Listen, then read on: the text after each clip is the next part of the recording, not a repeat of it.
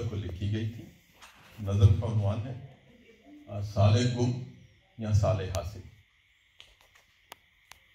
दिसंबर की धुन में एक साल और गुम हुआ,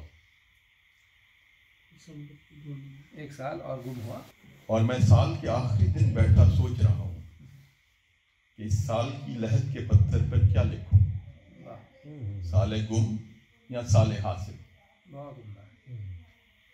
इसका जवाब गुजरे साल मैंने पानी बहने की आवाज सुनी थी, बीच से उगता पौधा देखा, मंजिल के कई रास्ते जाने और डाल का रास्ता भूल गया था।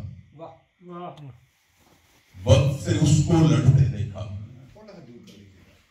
वक्त को उससे लड़ते देखा जिसके पास वक्त नहीं था।